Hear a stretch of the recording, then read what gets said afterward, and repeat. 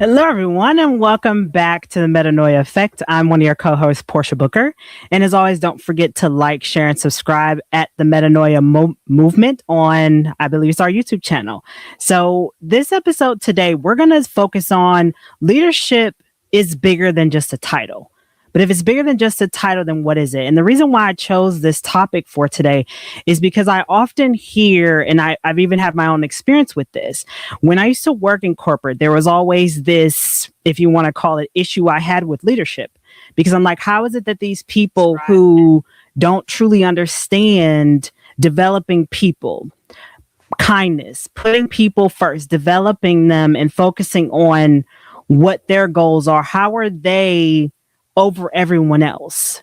So when leadership in my mind has always been that you're born with leadership, that you are a born leader, you can develop leadership traits, but I believe true leadership is a born trait. So that's why I picked this topic for today, to really talk about what leadership looks like in the world today, where more and more people are really questioning so many different norms in the world. So welcome, everyone. Dawn and Robert, did you want to say anything before we jump into our questions for today? Just hello, and I can't wait to have this conversation. Same. Hello, and let's dive in. All right. So, Robert, bring up the question, please. Question numero uno. Okay, if leadership can be taught, why can two people receive the exact same training, mentorship, and opportunities, and only one becomes someone people genuinely want to follow? I can start with that if you guys want. Yeah, go ahead. So, Dawn and I often have this conversation, and I think many of you have heard the story about how there's two kids that grow up in the same house with the alcoholic parent. How come one chooses to not become an alcoholic and the other one does? It kind of reminds me of that same story, because when you think about leadership, and as I said in the beginning, from my own personal experience, to me, leadership is about putting other people first.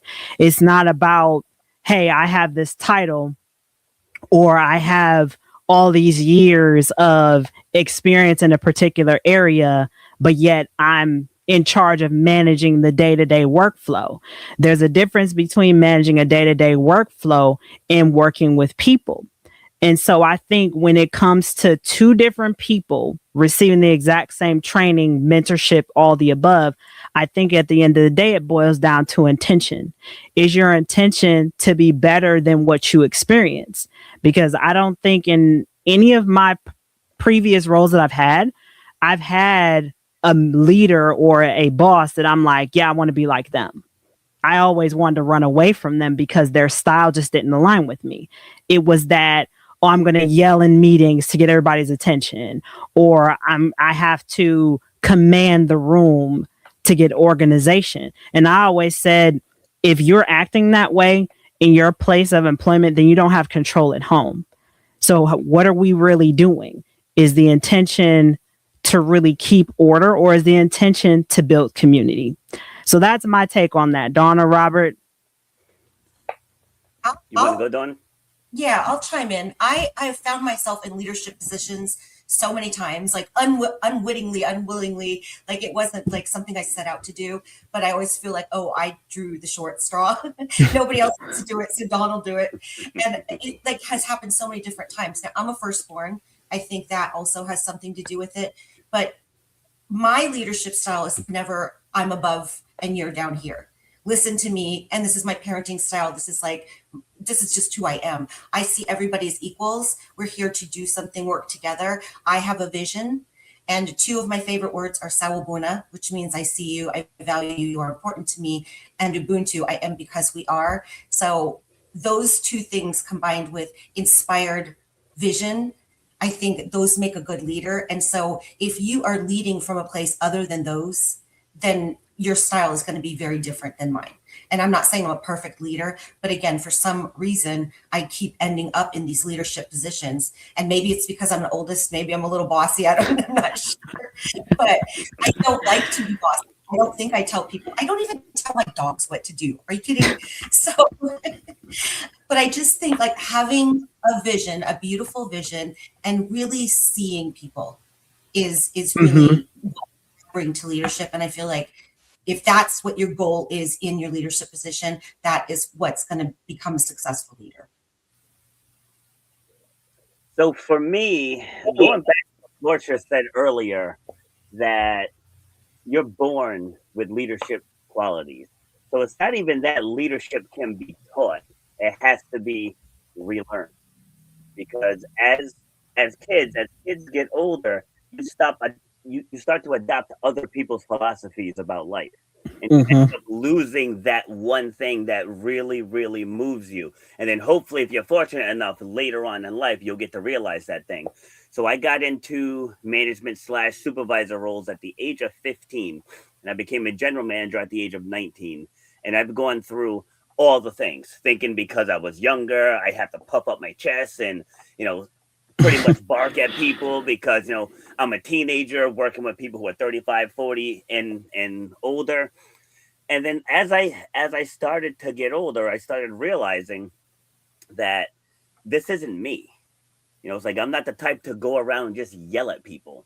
Now, I'll put bass in the voice if I need to emphasize a point, but I'm not a yeller. Like, and I worked for bosses who were yellers, and they got results, they got good numbers. The restaurant was profitable, so it's like, oh, this person is a great manager. I'm like, but we all can't stand him. Or her. You know what I mean? It's like, yes, I'm glad all of your numbers are balancing, but I'm making just enough money to put up with it. Right? So if you're in that mental state, then that person is really not a good leader. So what I've learned, and even now with my style, as bold as I am, everything that comes out of my mouth is with the other person's goal in mind. So in fitness, it's a little different than corporate America. Like in fitness, you're working to run faster, to lose weight, to build muscle, to get stronger, all of those things. And so as I'm pushing people towards their goals, like I remind them of what they told me in the consultation. And even back in the restaurant days, I would tell the front of house staff, I said, you guys have to remember, people are coming here to escape their reality. They don't want to come here and pick up your drama, right? They don't want you dumping on them at the table. They're here for an experience. To us, you could just say, oh, we're just serving food. But we have to look at what they're looking to gain by coming to our establishment. And that starts with the parking lot being clean, the bathrooms being clean, the front foyer area being organized, a nice warm greeting from the front of house staff, the host staff, the greeting at the table, clear communication if things are a little slow, but just understanding that your role is bigger than just being an employee. And a true leader helps their staff see that vision beyond what they think it is. So that's my take on it. But can I say something, Robert? Go ahead, Dawn. What you said I thought was really important. What you just said is you make them feel like a team. Like everybody is a team and they're part of the solution to whatever it is you're working towards. And when people feel like a team, I feel like they're inspired to bring their best selves. Yes, let me put up a comment here. It says, I'm a true believer that a good leader has the ability to lead by example and a follower can relate with them. Yeah, absolutely. Like, people don't want to just be barked at. And even I turn 52 tomorrow, and even at my age, working with my athletes, a lot of them are blown away that I can still demonstrate 99% of the stuff that I have them do. Rather than you see other coaches who aren't in the best of shape, who could not do anything that they're asking the athletes to do. I mean, yes, they still have the knowledge, they still have the experience, but the kids gain more respect when they see that you can do it too. And it's the same way in corporate. Like at the restaurant that I work at, all of the owners work on the front lines. They're at the cashier, they're bussing tables, they're seating people, they're helping out in the kitchen if needed. Like all of them are hands-on, and we have 100 employees, and everybody in there is happy. I mean, the dishwashers kind of get their butt kicked because we're just so busy there. But it's such a great atmosphere, and all of as good as our food is, the number one compliment that we get is on the service. Because again, we focus on giving them an experience. Like we're not just simply serving them food. Teamwork makes teamwork. Absolutely. There was a Disney movie I watched that's kind of said the same thing. Like, when you're a part of something meaningful, you can't be upset. Yes, absolutely. That goes back to what I always say about purpose. Like a lot of people live in these sad and depressed states because they don't have a purpose. Like when you have a purpose, you're working to better the lives of other people. How can you be miserable when you're bettering the lives of other people if you're in your true purpose? All right, we have anything else for question 1? Think we can move on. All right, question number 2. We have, can you call yourself a good leader if you consistently get results, but the people following you become smaller, quieter, afraid to fail, or afraid to tell you the truth? Who wants to go first? Dawn's shaking her head, so go ahead, Dawn. No, I'm going to say no. And just what I answered before with the making people feel seen and valued, you cannot be a good leader if you are not making people feel seen, supported, and valued. And so you can get all the results you want, but I know in the corporate world, people they've got anxiety, they've got depression, they break out in rashes, they've got all kinds of health things because they're getting yelled at, they're getting berated by their employer or their boss. And I don't look at that as a good leader. I don't care what results you get. If people don't feel seen and valued, then you're not a good leader in my book. So I want to chime in on that, and just to give another perspective, because that's the whole premise of this show, right? It's 3 perspectives. Is I agree with what you're saying, but at the same token, you can't coddle people. Like sometimes as a leader, you have to make an unpopular decision. Like at the gym, we just switched around some of the classes on the schedule, and some of the people are chirping about it. And one of the women just yesterday was like, some people aren't happy about the schedule change. I'm like, noted, but that's what we're doing now. So it's like sometimes you have to, because if you just change something because one person pushes back, then anytime you change something, other people, they're all going to push back. So sometimes you have to take that stance. It was like, I understand it's going to be a transition period for everyone, but this is the direction that we're going in. So having the courage to make the tough decision, knowing that there's going to be some pushback, is also needed as well. But part of that question is they're not afraid to tell you the truth. Doesn't mean you're going to change just because they're not happy with whatever decision you needed to make, but they're in a safe space where they feel like they can at least tell you that, I don't like this. Yeah. Right. So I think that that's important, to have that space where people feel that they're able to voice their concerns, whether you can acquiesce or not. Just having that safe space, I think, is important. Yeah, true. Wait, Portia, hold on a second. We had another comment in. I said, pushback isn't the same as someone getting smaller or quieter. Okay, fair enough. All right, I agree. Well, I mean, I think too, I know one of the things that I brought up before, that I struggled with feedback, because feedback is essential as a leader, that you have to be able to receive it. But there's also the difference of feedback and people being critical. There's 2 differences in that. And I can say for me that I think you can still be a great leader, but at the same time, your staff and people have to feel that sense of trust with you to come to you. It's a 2-way relationship at the end of the day. So to Robert's point, like if I made a schedule change at the gym and one person doesn't like it, but the rest of the people are content, we're going to keep moving. But if you keep trying to accommodate everybody else instead of the vision you set forth, how can you really call yourself a leader if you're going to let other people walk over you when you set the tone of the vision from the beginning? I can say this. Recently, I just hired someone to do some work for me. And one of the things that I'm big on before I send anything to any of my clients. So for example, before I send any type of brand assets to any of my clients, I look it over first to make sure, okay, this is on point. The colors, the fonts, the brand goes along with what the story is that the client is trying to convey through their social media channels.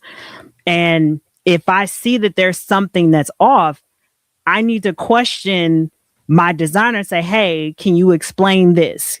And if they're giving me back and forth of no, I don't have to, whatever, you're done. Because that's not how I roll. Because I want to make sure that my clients are taken care of from the lens of excellence and not from a lens of mediocrity. And that, to me, as a leader, I had to step forward into that. Like, it may be an uncomfortable conversation, but I took the initiative to understand why. I took the initiative to make sure that, hey, are we in alignment or are we not? So I think that's the other component here, is that I think you can still be a good leader, but it's a two-way relationship. Leadership, being a leader, and leading other people is a two-way thing. Agreed. All right. Anything else on that note? Well, I just wanted to go ahead, Dawn. I wanted to just echo what Jolene said. I think it was Jolene about, making people feel smaller or quieter. And I think a good leader or a good human doesn't ever make someone feel small. And that's like one of the things I'm really big on. It's like, never make somebody feel small. Yeah. Yeah. I mean, because when you're a leader, that's your role, is to dive deeper. Because I think that's the dilemma in a lot of corporate spaces, is the leadership does not know anything about their employees. They're so hyper focused on the end goal of whether it's increasing revenue or whatever it might be, that when a tragedy happens, for example, my biggest thing is kind of the restrictions on grief time, time away for bereavement in corporate entities. A lot of companies, they have different criteria depending on the loss that you had. So for some people, for example, their step parents were their parents or grandparents, where in some companies, they only give you 1 day for step parents, right? So again, it's that leadership initiative of, are you investing as much time in reaching the goals of the company as you are also the people who are working for you? Because at the end of the day, they're the ones that are on the front lines. So how can you really say that you are a leader if you don't really know what's going on the front lines before you, and your team doesn't feel safe enough to come to you to say, hey, this isn't working? Yeah, so Jolene actually just put up another comment, which I'll bring put up in a second. Well, yeah, I'll bring it up in a second. I just want to piggyback again on what you said. So I had the pleasure of being interviewed on Studio 10 on NBC earlier this morning, and I brought one of my jumpers to the studio with me. And as we were talking, well, before we went into the studio, I told him, I said, this is not a pump up Rob session. I said, I want you to genuinely talk about your biggest takeaways of training with me the last 3 years. So once the host asked him that question, he's given his answer. He was a little nervous, but the whole part of my program is about feeling the fear and doing it anyway. So the fact that he showed up, because he was petrified when I first asked him, but the money sentence that he said was, well, his coach reached out to me when he was a sophomore. He's like, I have this kid, he high jumped 6 feet, but he just does not believe in himself. And so he brought me in to help with that mental performance piece. So he said today that his biggest takeaway of working out with me, like, it wasn't the workouts, it wasn't the running, it wasn't the like support that I gave him. It was, I helped him set higher expectations for himself.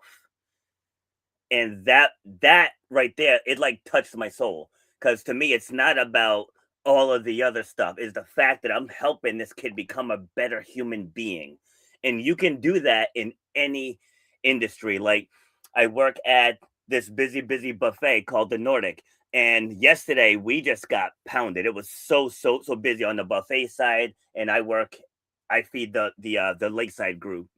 But just even when it's busy, and even when everything is always so calm, the managers are always calm.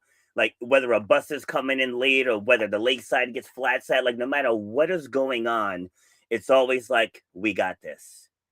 Keeping that calm, because I'm sure we've all worked for that leader who spazzes out under pressure. And then that just trickles down to everyone else. So being like a true leader is when things are at their worst, you can still get your staff to perform at their best. That's the example. Thank you. All right. I think. Oh wait, yes, right. Jolene Yep. had a comment. Yep. So, see, but saying that a good leader should make it a point to know who they are leading. Take some one-on-one time with your team. I agree with that. Also, 100%. All right. You guys got anything to add to that? Yeah, I Yeah, agree. I do too. I mean, again, this is about making people feel seen and valued.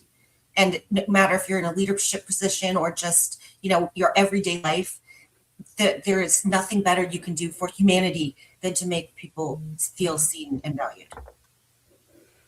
Absolutely. All right. Let's And I get to think can this. we add to that too? Like, isn't it amazing when you get to learn like who works with you? I told you guys that I recently hired someone and I asked them, tell me what your goals are. Who is your family? Who makes you light up every day? I I mean, Dawn, you can attest to this that I know everything about each of my clients. Everything about you. I know your families. I know it makes you shine. I know it makes you upset. And for me, it makes me like really honored that I've taken the time to learn that about you when I've never had that experience with any of my other previous employers. Yeah. Yeah. Good stuff. All right. Let's get to this last one. All right. Who This is are gonna be you fun. as a leader when following you costs the people around you something and you have nothing to personally gain? All right, Portia, you're up first on this one. So I'll give a little context with this one.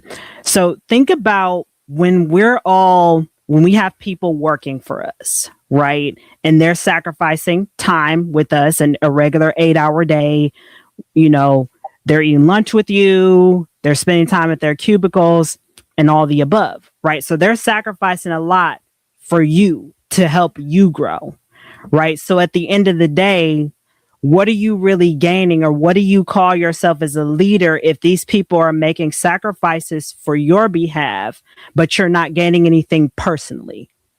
Why continue to lead if you're not gaining something? Does that make sense now? Yeah, so personally gain how?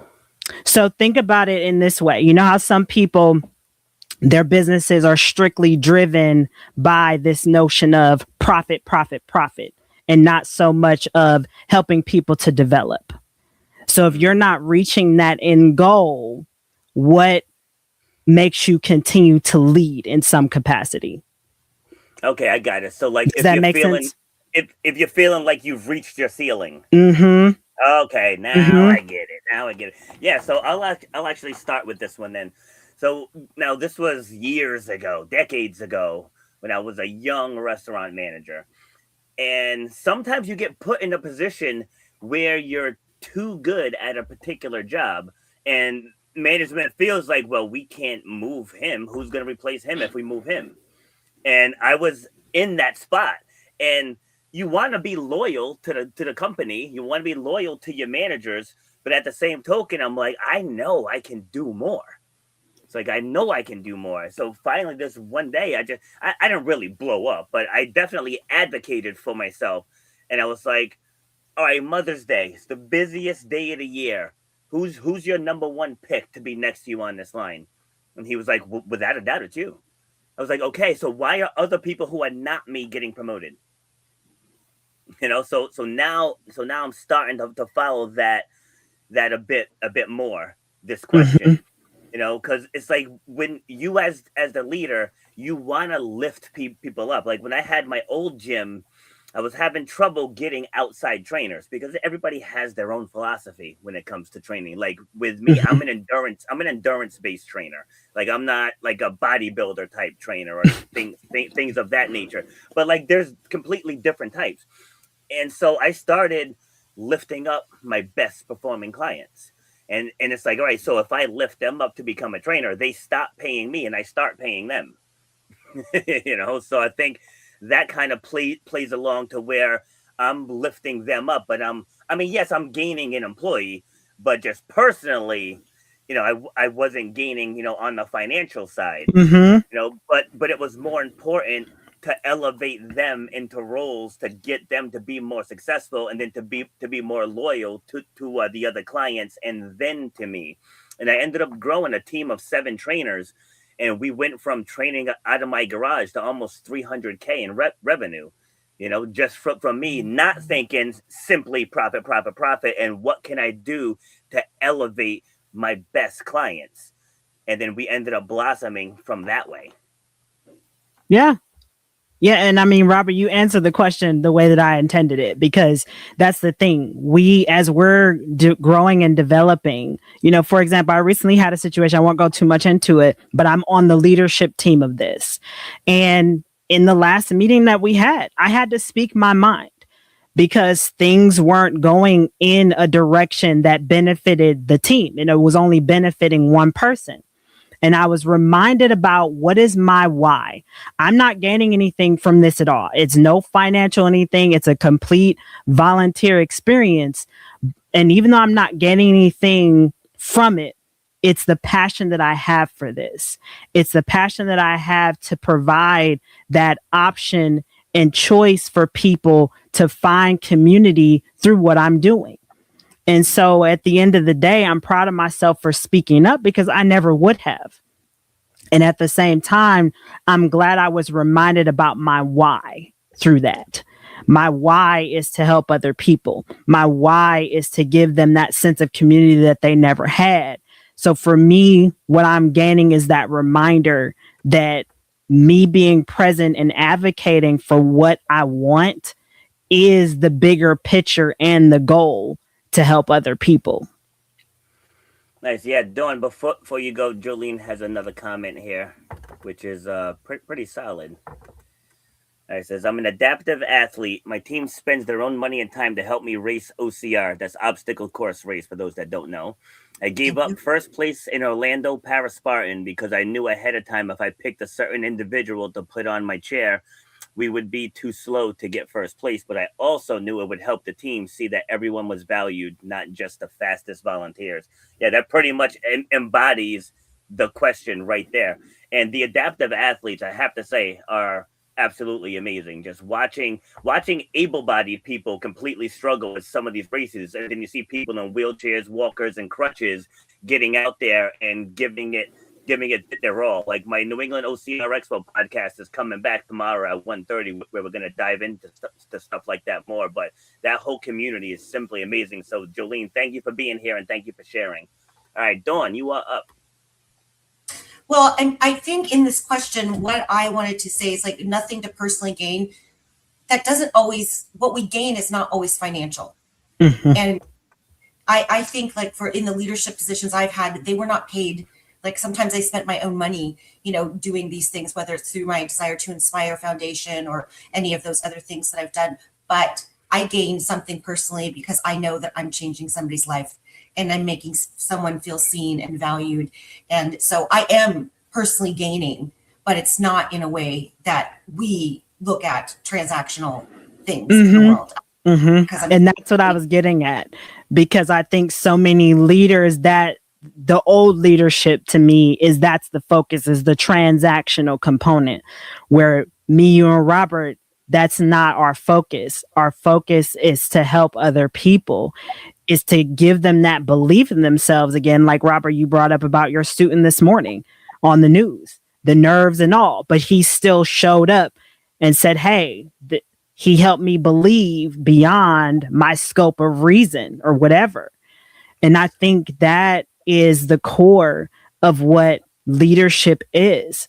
It's not a title, but so many people think that. And I hate to say it, our society supports it too. I mean, look at, for example, I love you guys know, you've seen when somebody gets promoted on LinkedIn in a corporate role, they get over 300 likes. But if you say that you're starting a new business endeavor, you get 1 or 2. Yep. Mm-hmm. Right. I don't know why this little thumbs up. I guess the thumbs up must agree.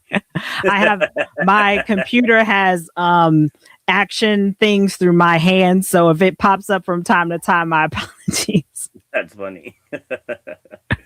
Oh, it one time fireworks came on one time. So like I said, I apologize in advance if that happens. If it agrees with the point I'm making, it does. So anything else on that question for either of you? Are we closing out soon? So not the question directly, but just leadership as a whole. And one thing I've mentioned, and I see this a lot when I speak in schools, is that there's no one way. to get through to people. People receive information differently. So going back to understanding your staff's needs, your staff's struggles, and adapting your style to what that person needs. Like everyone has their core style. Just like, yes, as bold as I am, I understand when there's times where I need to just sit someone down, let them cry, and be more empathetic. But just understanding the different personality types and learning the stressors and the motivators, that really helped shape me. Because before I was just do it because I said so. Like that was my style. Like I said so, that's why. But now understanding that the thinkers are going to have questions, the feelers are going to want to really truly understand the reason for it. The leaders are going to question everything about it. The doers aren't going to care. They're just going to be like, all right, this is what's up. All right, let's go. And just understanding how to interact with the different personality types can go very, very far in someone's leadership career. Well, and that is like the whole point behind this podcast, is we all have different styles about our leadership and the way we show up in the world. And so, Robert, you might say exactly the same thing I'm saying, but in a different way, and in the way that somebody else can hear it. They won't be able to hear it from me, but the way you say it, they'll be able to hear it. So I think that's, again, one of the reasons we even started this podcast, is to bring, different voices so that people could hear a similar message in different ways. Yeah, see, and that's vice versa too, because I could be coming down on somebody and their defenses go up and they're not really absorbing my message. And then either one of you could say the exact same thing in a softer, still direct, but just in a softer tone, and they'll absorb that better. Because I'll tell you, sometimes I try and then I just can't. It's like, look, do XYZ and let's go. It's like, it's like, oh, Rob, I'm not losing any weight. Are you tracking your food? No. Are you drinking enough water? No. Are you getting enough steps? No. Are you training hard 3 days a week? No. Don't talk to me then. Right. Sometimes I'm just that blunt. Well, and you have to be, Robert, because this is a fitness endeavor.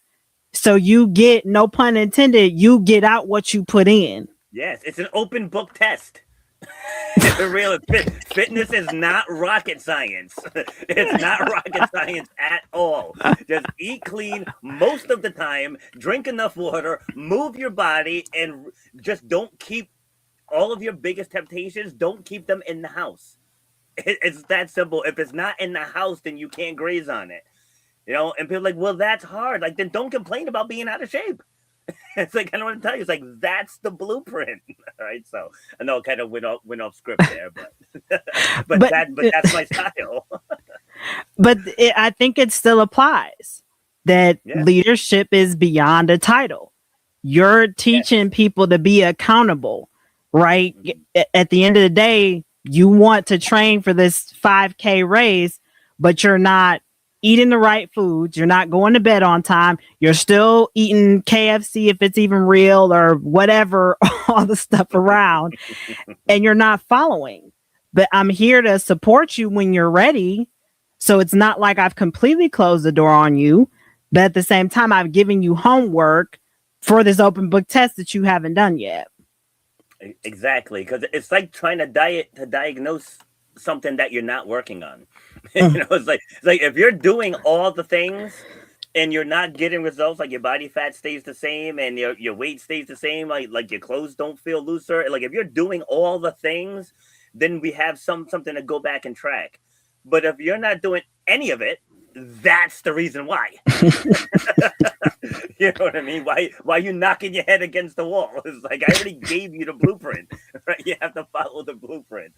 Yeah, Dawn, do you have some final words before Portia closes out? No, I love the open book test. And again, we're in very different fields, so people aren't coming to me to help them with a physical goal. But again, I think the one thing I just want to reiterate over and over and over, and I reiterate this every time I speak or do anything, is like making people feel seen and valued is the best thing we can do as humans or as leaders, as parents, as friends, as anything we show up as in our lives. I agree. Absolutely. Yeah. Jolene threw me some birthday love. Thank you, Jolene. Yes, It's happy it's birthday, officially Robert. tomorrow, but thank you. Happy birthday day early. Yes, happy birthday, Robert. Thank you. To our audience who's tuning in, that concludes this conversation on the Metanoia Effect. Join us again next week, and we will see you soon. Take care now.